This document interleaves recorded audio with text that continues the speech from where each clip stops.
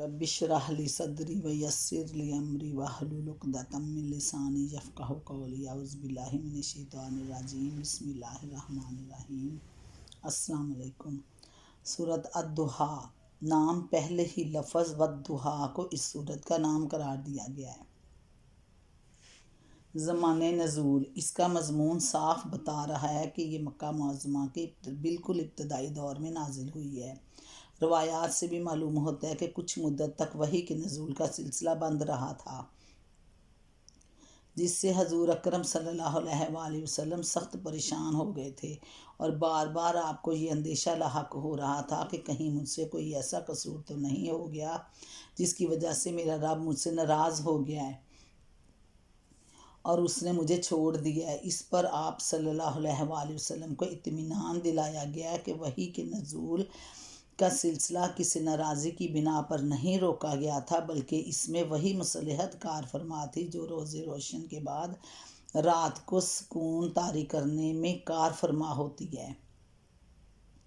یعنی وحی کی تیز روشنی اگر آپ پر برابر پڑتی رہتی تو آپ کے اعصاب اسے برداشت نہ کر سکتے، اس لیے بیچ میں وقفہ دیا گیا تاکہ آپ کو سکون مل جائے۔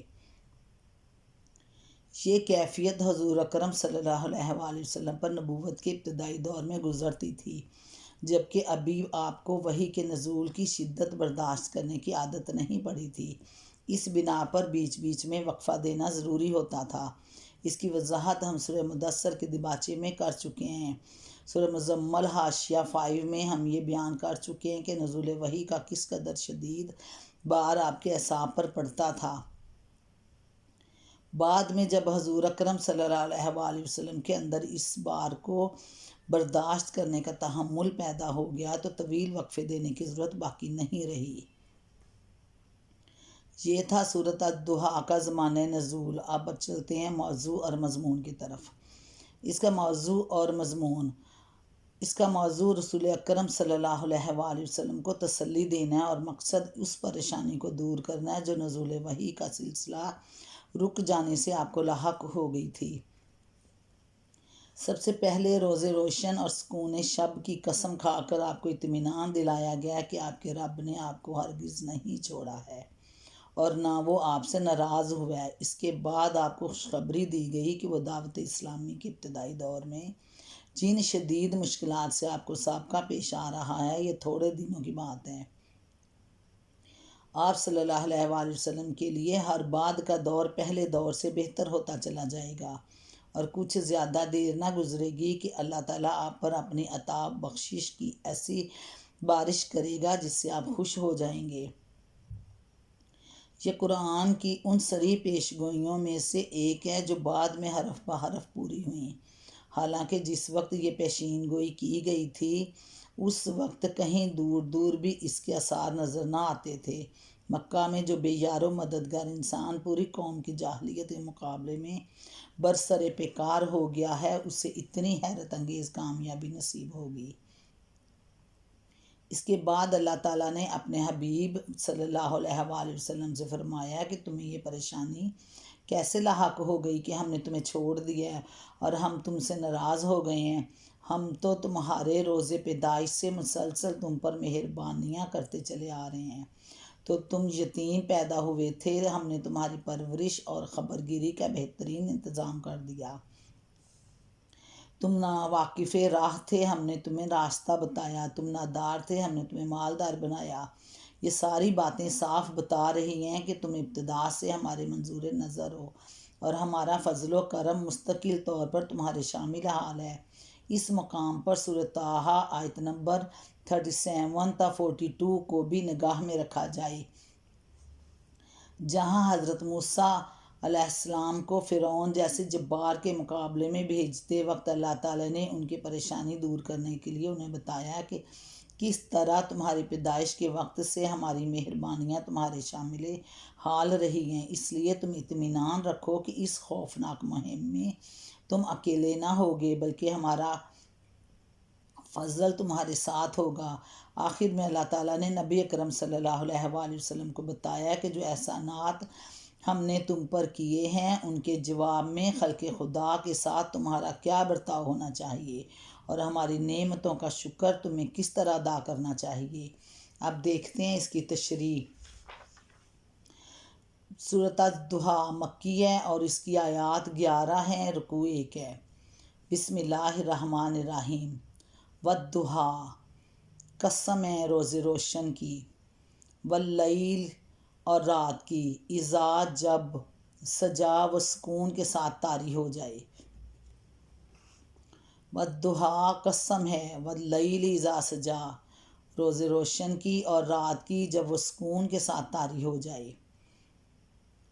ما ودعک ربک وما قلی، اے نبی کرم صلی اللہ علیہ وآلہ وسلم، تمہارے رب نے تم کو ہرگز نہیں چھوڑا اور نہ وہ ناراض ہوا۔ وَلَلْآخِرَةُ خَيْرٌ لَكَ مِنَ الْأُولَىٰ، اور یقیناً تمہارے لیے بعد کا دور پہلے دور سے بہتر ہے۔ وَلَسَوْفَ يُؤْتِيكَ رَبُّكَ فَتَرْضَىٰ، اور ان قریب تمہارا رب تم کو اتنا دے گا کہ تم خوش ہو جاؤ گے۔ بسم اللہ الرحمن الرحیم۔ شروع اللہ کے نام سے جو بہت مہربان نہایت ہی رحم کرنے والا ہے۔ والضحیٰ قسم ہے روز روشن کی، یہاں لفظ ضحیٰ رات کے مقابلے میں استعمال ہوا ہے، اس لیے اس سے مراد روز روشن ہے۔ اس کی نظیر سورہ اعراف کی یہ آیت میں افامن اہل القریٰ ان یاتیہم باسنا بیاتا وہم نائمون اوامن اہل القریٰ ان یاتیہم باسنا ضحیٰ وہم یلعبون۔ 97-98۔ کیا بستیوں کے لوگ اس سے بے خوف ہیں کہ ان پر ہمارا عذاب رات کو آ جائے جبکہ وہ سو رہے ہوں، اور کیا بستیوں کے لوگ اس سے بے خوف ہیں کہ ان پر ہمارا عذاب دن دہاڑے آ جائے جبکہ وہ کھیل رہے ہوں۔ ان آیات میں بھی چونکہ ضحیٰ کا لفظ رات کے مقابلے میں استعمال ہوا ہے، اس لیے اس سے مراد چاشت کا وقت نہیں بلکہ دن ہے۔ نمبر 2، اذا سجا، اصل میں رات کے لیے لفظ سجا استعمال ہوا ہے جس میں صرف تاریکی چھا جانے میں ہی نہیں بلکہ سکوت اور سکون طاری ہو جانے کا مفہوم بھی شامل ہے۔ رات کی اس صفت کا اس مضمون سے گہرا تعلق ہے جو آگے بیان ہو رہا ہے۔ نمبر 3، روایات سے معلوم ہوتا ہے کہ کچھ مدت تک رسول پاک صلی اللہ علیہ وآلہ وسلم پر وحی کا نزول بند رہا۔ مختلف روایات میں مدت مختلف بیان کی گئی ہے۔ ابن جری نے 12 روز، کلبی نے 15 روز، ابن عباس رضی اللہ عنہ نے 25 روز، سدی اور مقاتل نے 40 روز اس کی مدت بیان کی ہے۔ بہرحال یہ زمانہ اتنا طویل تھا کہ رسول اکرم صلی اللہ علیہ وآلہ وسلم بھی اسی پر سخت غمگین ہو گئے تھے، اور مخالفین بھی آپ کو طعنے دینے لگے تھے، کیونکہ حضور اکرم صلی اللہ علیہ وآلہ وسلم پر جو نئی صورت نازل ہوتی تھی اس سے آپ لوگوں کو سنایا کرتے تھے۔ اس لیے جب اچھی خاصی مدت تک آپ نے کوئی نئی وحی لوگوں کو نہیں سنائی تو مخالفین نے سمجھا کہ وہ سرچشمہ بند ہو گیا ہے جہاں سے یہ کلام آتا تھا۔ جندب بن عبداللہ کی روایت سے جب جبرائیل علیہ السلام کے آنے کا سلسلہ رک گیا تو مشرکین نے کہنا شروع کر دیا کہ محمد صلی اللہ علیہ وآلہ وسلم کو ان کے رب نے چھوڑ دیا ہے۔ ابن جریر طبرانی میں، ابن حمید سعید بن منصور ابن مردویہ۔ دوسری روایات سے معلوم ہوتا ہے کہ ابو لہب کی بیوی ام جمیل نے، جو حضور اکرم صلی اللہ علیہ وآلہ وسلم کی چچی ہوتی تھیں اور جس کا گھر حضور اکرم صلی اللہ علیہ وسلم کے مکان سے متصل تھا، آپ صلی اللہ علیہ وآلہ وسلم سے کہا، معلوم ہوتا ہے کہ تمہارے شیطان نے تمہیں چھوڑ دیا ہے۔ اونی اور ابن جریر نے ابن عباس کی روایت نقل کی ہے کہ کئی روز تک جبرائیل علیہ السلام کی آمد رک جانے سے حضور اکرم صلی اللہ علیہ وآلہ وسلم پریشان ہو گئے اور مشرکین کہنے لگے کہ ان کا رب ان سے ناراض ہو گیا ہے اور اس نے انہیں چھوڑ دیا ہے۔ قتادہ اور ضحاک کی مرسل روایات میں قریب قریب ہی مضمون بیان ہوا ہے۔ اس صورتحال میں حضور اکرم صلی اللہ علیہ وآلہ وسلم شدید رنج و غم کا حال بھی متعدد روایات میں آیا ہے، اور ایسا کیوں نہ ہوتا جبکہ محبوب کی طرف سے بظاہر عدم التفات کفر و ایمان کے درمیان جنگ چھڑ جانے کے بعد اسے ذریعہ طاقت سے بظاہر محرومی جو اس جان غسلے کشمکش کے منجدھار میں آپ صلی اللہ علیہ وآلہ وسلم کے لیے واحد سہارا تھا، اور اس پر مزید دشمنوں کی شماتت، یہ ساری چیزیں مل جل کر لا محالہ حضور اکرم صلی اللہ علیہ وآلہ وسلم کے لیے سخت پریشانی کی موجب ہو رہی ہوں گی، اور آپ کو بار بار یہ شبہ گزرتا ہوگا کہ کہیں مجھ سے کوئی ایسا قصور تو نہیں ہو گیا کہ میرا رب مجھ سے ناراض ہو گیا ہے اور اس نے مجھے حق و باطل کی اس لڑائی میں تنہا چھوڑ دیا ہے۔ اسی کیفیت میں یہ صورت حضور اکرم صلی اللہ علیہ وآلہ وسلم کو تسلی دینے کے لیے نازل ہوئی۔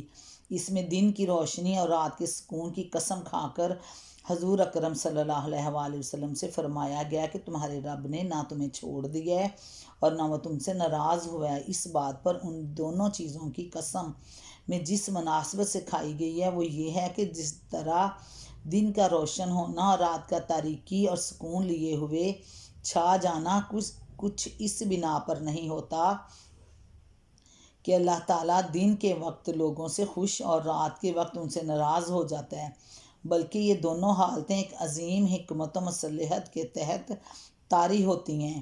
اسی طرح تم پر کبھی وحی بھیجنا، کبھی اس کو روک لینا بھی حکمت و مصلحت کی بنا پر ہے۔ اس کا کوئی تعلق اس بات سے نہیں کہ جب اللہ تعالیٰ تم سے خوش ہو تو وحی بھیجے، اور جب وہ وحی نہ بھیجے تو اس کے معنی یہ ہوں کہ وہ تم سے ناخوش ہے اور اس نے تمہیں چھوڑ دیا ہے۔ اس کے علاوہ دوسری مناسبت اس مضمون سے اس قسم کی یہ ہے کہ جس طرح دن کی روشنی اگر مسلسل آدمی پر طاری رہے تو وہ اسے تھکا دے، اس لیے ایک وقت خاص تک دن کے روشن رہنے کے بعد رات کا آنا ضروری ہے تاکہ اس میں انسان کو سکون ملے۔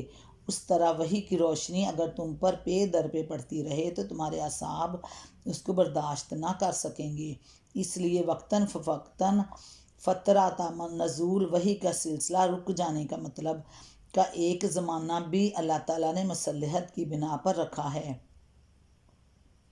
تاکہ وحی کے نزول سے جو بار تم پر پڑتا ہے اس کے اثرات زائل ہو جائیں اور تمہیں سکون حاصل ہو جائے۔ گویا آفتاب وحی کا طلوع بمنزلہ روز روشن ہے اور زمانہ فترہ منزلہ سکون شب۔